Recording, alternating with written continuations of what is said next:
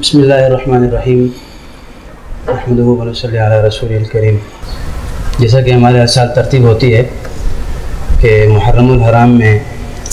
چونکہ ایک الگ سی فضا بن جاتی ہے، سال کے 11 مہینے ایک الگ فضا ہوتی ہے اور محرم الحرام میں ایک ماحول تبدیل سا ہو جاتا ہے۔ اس حوالے سے ہماری ترتیب یہ ہوتی ہے کہ محرم الحرام میں ہم مختلف علماء اکرام سے ایسے سوالات کی طرف جاتے ہیں جن کا تعلق محرم الحرام میں ہوتا ہے یا محرم الحرام میں کیے جاتے ہیں۔ ان سوالات کو حل کرنے کی کوشش کرتے ہیں تاکہ ہمیں حقیقت کا علم ہو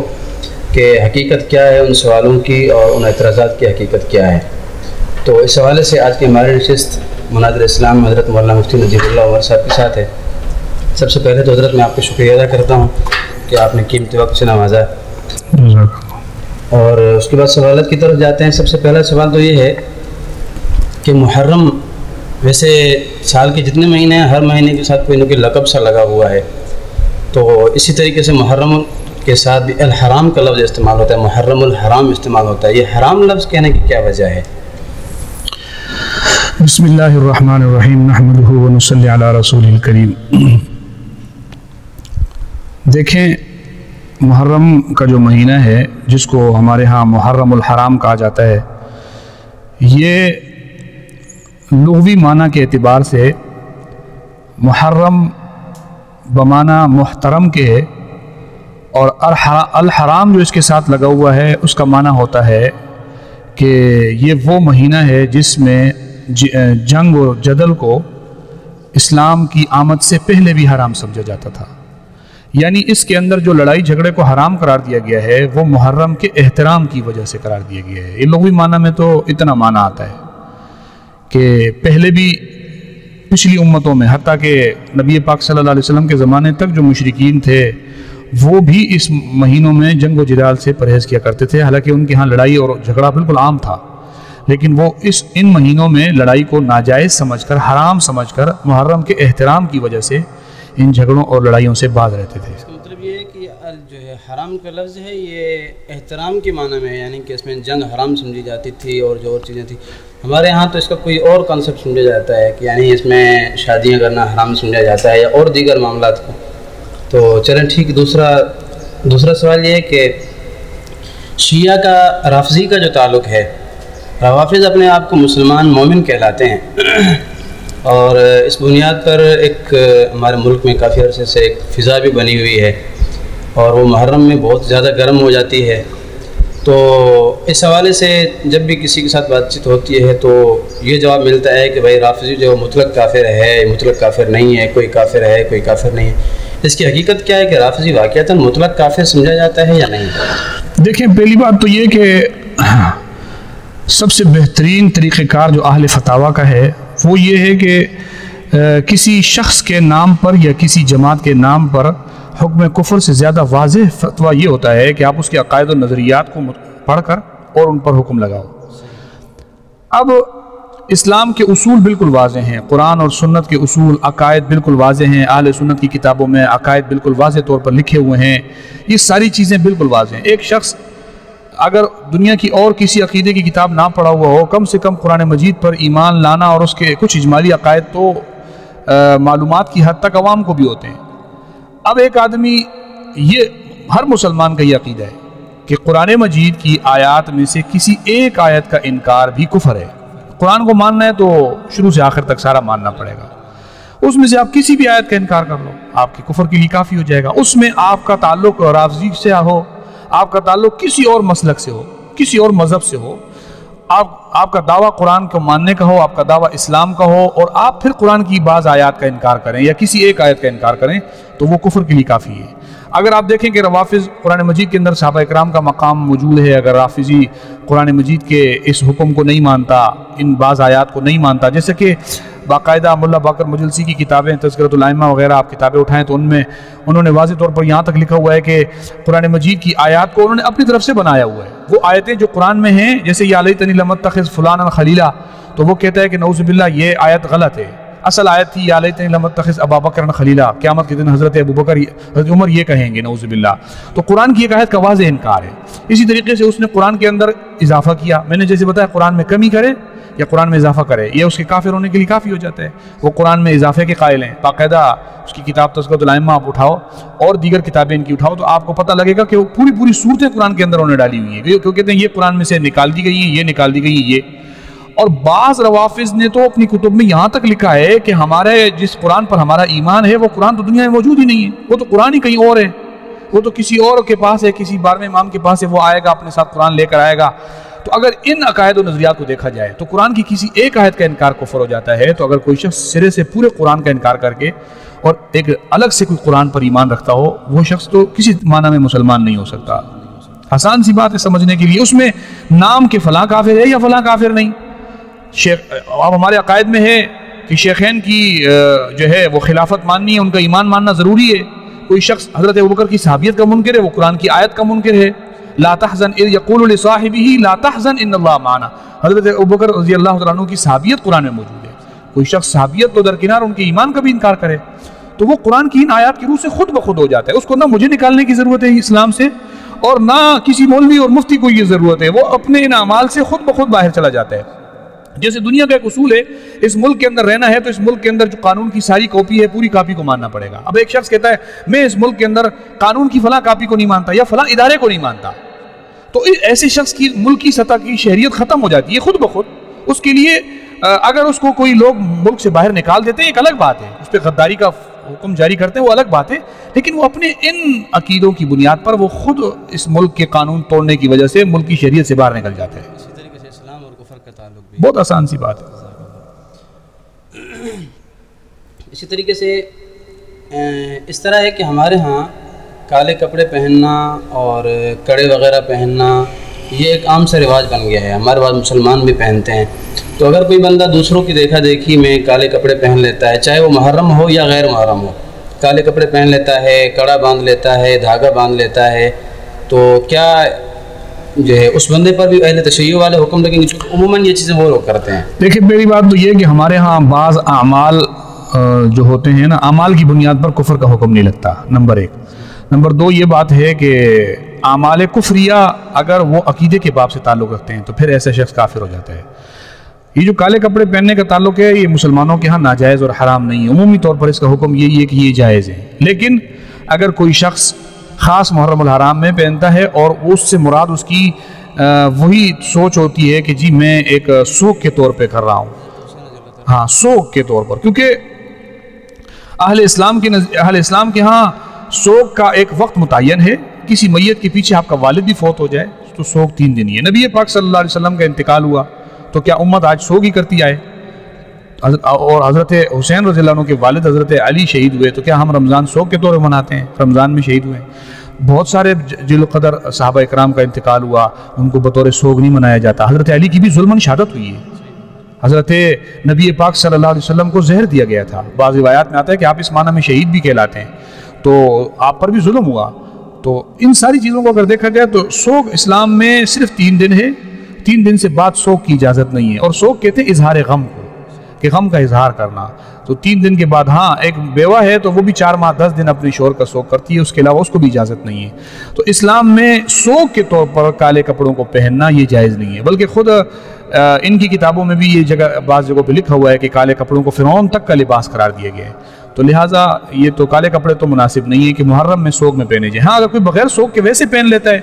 کہ اس بیچارے کو یا تو پتہ نہیں تھا یا کچھ دوستوں کو دیکھ کر پہن لیا یا ایسے کچھ چیزیں، تو ان کو عاشوقیہ پہن لیا، اس کو اس چیز کا پتہ نہیں ہے، معلومات نہیں ہے، تو ایسے شخص پر حکم نہیں لگے گا، لیکن احتیاط پھر بھی ضروری ہے۔ اور دوسرے نمبر پر یہ کڑے وغیرہ پہننا، تو کڑا تو خیر اسلام میں ویسے بھی مرد کے لیے کڑا تو چونکہ ایک چوڑی کا معنی رکھتا ہے، ایک عورت پہنتی ہے تو وہ تشابہ آ جاتا ہے عورت کے ساتھ، اور قرآن مجید حدیث میں نبی پاک صلی اللہ علیہ وسلم نے فرمایا کہ اللہ تعالیٰ ان مردوں پر لعنت بھیجتا ہے جو عورتوں کے ساتھ مشابہت کرتے ہیں،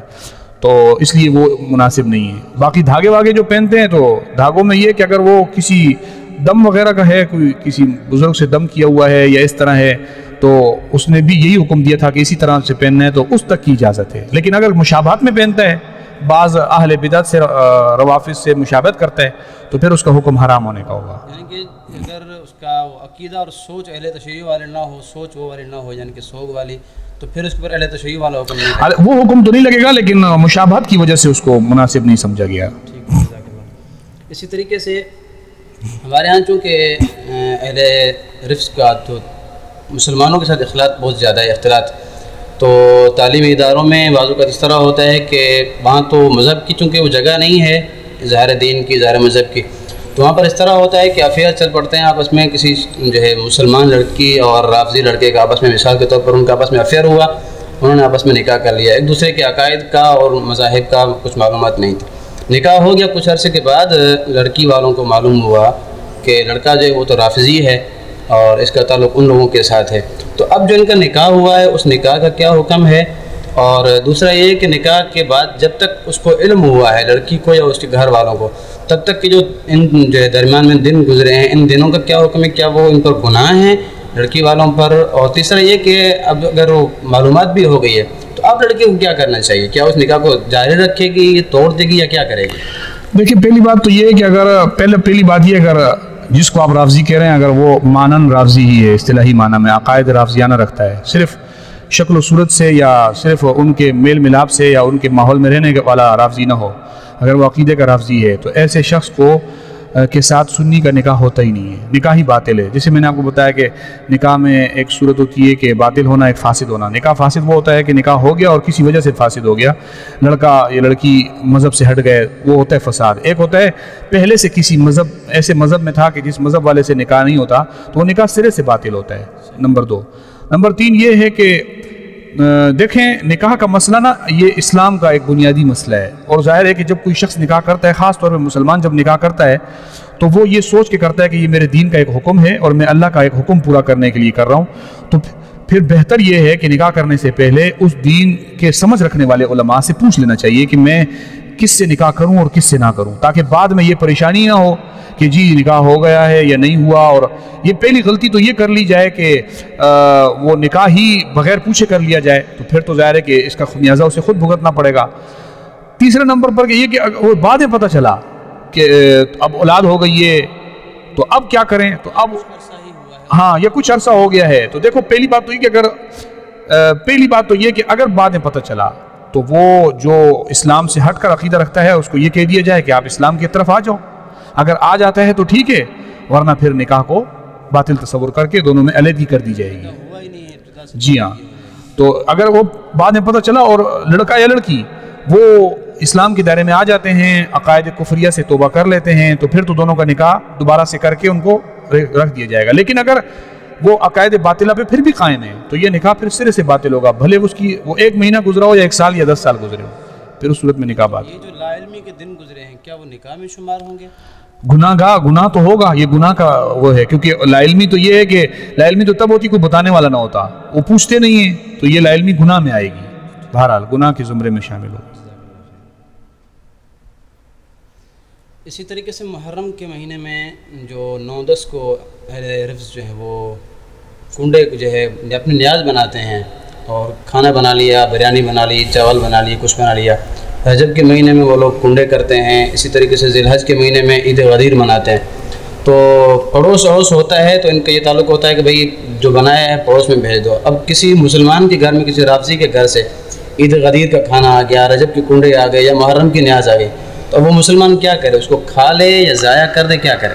دیکھیں پہلی بات یہ ہے کہ یہ جو رجب میں کنڈے کرتے ہیں یا محرم میں نیاز کرتے ہیں، سب سے بنیادی بات یہ ہوتی ہے کہ یہ جتنے بھی کیے جاتے ہیں یہ ما اہل بہ لغیر اللہ ہوتے ہیں، یہ اللہ کے نام پر نہیں کیے جاتے۔ اگر اللہ کے نام پر کیے جاتے تو تب بھی اس کا حکم یہ تھا کہ یہ کم سے کم بدعت ہے، کیونکہ شریعت کہتی ہے کہ کسی بھی نیک عبادت کو یعنی ایک عرف شریعت نے ایک عرفی طور پر آپ کو اختیار دیا ہوا ہے کہ آپ کسی وقت کو خاص کر لو، تو آپ اس کو اگر شریعت کا درجہ دے دو، ثواب سمجھنے لگ جاؤ کہ جی فلاں کو کریں گے تو ثواب ملے گا، فلاں تعریف کریں گے ثواب زیادہ ملے گا، اس کے ساتھ کم سے کم وہ بدعت کا معنی اس پہ آ جاتا ہے۔ تو اگر ما اہل بہ لغیر اللہ ہے پھر تو واضح حرام ہے، اس پہ تو شک ہی نہیں ہے کہ اگر وہ کسی بابے کے نام پر، کسی پیر کے نام پر یا اللہ کے سوا کسی بھی مخلوق کے نام پر وہ ہو،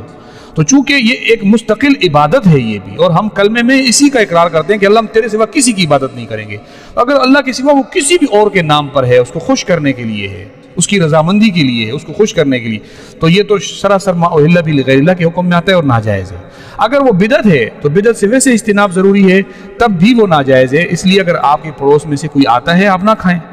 پہلی بات تو یہ صاف صاف واپس کر دیں. اگر آپ نہیں کر سکتے، محلے داری ہے یا آپ کچھ اور وجوہات کی بنیاد پہ، تو آپ اس کو استعمال نہیں کر سکتے. بہرحال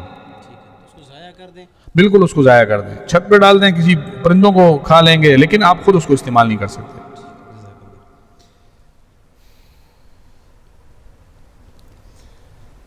تیسرا مسئلہ ہے کہ حضرت عائشہ صدیقہ رضی اللہ تعالیٰ عنہ کا جو نکاح ہوا نبی پاک صلی اللہ علیہ وسلم کے ساتھ، ان کے نکاح کے وقت عمر کیا تھی؟ گزشتہ دنوں یہ بحث بہت زیادہ چلی جب یہ انڈیا والا واقعہ ہوا تھا. اس کے بعد یہ بحث بہت زیادہ چلی، اور پنجاب کے ایک مولوی صاحب مولانا عطا اللہ بندیالوی صاحب، انہوں نے تو اس کی ایک الگ سی تشریح کر دی، چونکہ ہم آج تک یہ سنتے آئے ہیں کہ 6 سال عمر تھی حضرت عائشہ رضی اللہ تعالیٰ عنہ کی. تو بنجالی صاحب کہتے ہیں کہ بھئی بخاری شریف کی جو یا کسی اور روایت کے جو الفاظ ہیں اس میں کچھ غلطی ہو گئی ہے لکھنے کی وجہ سے. اصل لفظ جو وہ 6 نہیں بلکہ 16 سال کی عمر ہے، اور غلطی سے لفظ رہ گیا، اس وجہ سے 6 سال لکھا گیا ہے، اور 6 سال کی عمر میں کوئی نکاح نہیں ہوا. اس کی حقیقت کیا ہے؟ دیکھیں، پہلی بات تو یہ ہے کہ امام بخاری رحمۃ اللہ علیہ بہت بڑے آدمی تھے. وہ اتنے بڑے آدمی تھے کہ ہمارے زمانے کے جو علامہ فہامہ اور خطیب الاثر ہیں نا، کم سے کم یہ تو ان کی خاک پاک کو بھی نہیں پہنچ سکتے. اس لیے ہم یہ کہہ دیں گے کہ خطیب الاثر صاحب سے غلطی ہوئی ہے لیکن امام بخاری سے غلطی ہوئی ہے، یہ ہم نہیں مان سکتے. پہلی بات تو یہ. دوسرے نمبر پر، اگر امام بخاری کی آپ غلطی ثابت بھی کرتے ہیں تو آپ دلیل کی بنیاد پر کریں. یہ اوہامات کے ذریعے سے کہ حضرت صاحب کو یہ شک ہو گیا یا ایسے ویسے، اس طرح اس سے کچھ نہیں ہوتا. تیسرے نمبر پر، کیا سیدہ عائشہ صدیقہ رضی اللہ تعالیٰ عنہ کی عمر نکاح کے وقت کیا تھی؟ تو وہ بخاری کی روایت ہے، دیگر روایتوں میں بھی یہ کہ 6 سال، اور رخصتی کی عمر 9 سال کا ذکر ہے. تو یہ باقاعدہ طور پر ہمارے ہاں ثابت شدہ چیز ہے. سب سے پہلے یہ اشکالات ہمارے ہاں کراچی کا ایک فرقہ تھا، ایک منکر حدیث فرقہ تھا، اس نے یہ فرقے نے یہ ڈالا تھا.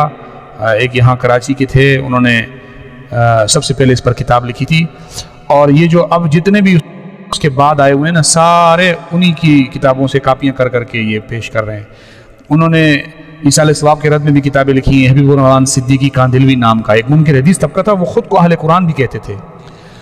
تو یہ ان کی سوچ تھی. سب سے پہلے انہوں نے اس سوچ کو منظر عام پہ لایا، اور اسی سوچ کو اٹھا کر سارے لے کے بیٹھے ہوئے ہیں. کسی کے پاس مستقل کوئی دلیل نہیں ہے، چاہے وہ مولوی احمد سی چتروڑی ہو، چاہے عطا اللہ بندیالوی ہو، یا چاہے کوئی اور ہو. اچھا، دوسری بات کیا ہے کہ اگر جیسے ابھی نور پور شرما نے بھی توہین کی تھی، تو یہ ہندوؤں کی کتابوں میں بھی یہ بات موجود ہے کہ ان کے بھی بڑوں نے اس بات کو جائز قرار دیا گیا ہے کہ 9 سال کی عمر میں شادی ہوتی ہے. اس پر باقاعدہ ویڈیوز نیٹ کے اوپر علماء کرام نے ویڈیوز بنائی ہیں، حوالہ جات دیے ہوئے ہیں، آپ دیکھ بھی سکتے ہیں. تو ان کا اعتراض تو ویسے نہیں بنتا، اور یہ حضرات تو بخاری شریف کو رد کر کے اپنے اوہامات کی پیروی کر رہے ہیں، تو یہ بالکل ٹھیک نہیں ہے. تیسرے نمبر پہ اگر آپ اس پہ تفصیل سے پڑھنا چاہتے ہیں تو یہ میرے پاس کتاب ہے. مولانا علی اکبر جلبانی صاحب ہمارے ایک بہت محترم ہمارے ایک عالم دین ہیں، انہوں نے کتاب لکھی ہے ام المؤمنین سیدہ عائشہ صدیقہ رضی اللہ تعالیٰ عنہ کی بوقت نکاح و رخصتی عمر کے بارے میں لاجواب تحقیق. یہ کتاب انہوں نے لکھی ہے، اور آپ اس کتاب کو دیکھیں گے تو انشاءاللہ اس کے اندر وہ سارے کے سارے آپ کو جو ہے تفصیل سے حوالہ جات بھی مل جائیں گے کہ یہ حضرت عائشہ صدیقہ رضی اللہ تعالیٰ عنہ کی جو عمر کا مسئلہ ہے، کیا یہ مسئلہ ویسے ہی کوئی بنا دیا گیا ہے یا اس کی کوئی تحقیق ہے. تو آپ دیکھیں گے انشاءاللہ اس کے اندر آپ کو یہ تفصیل سے مل جائے گا. یا باطل کو شک مفتی نجیب اللہ عمر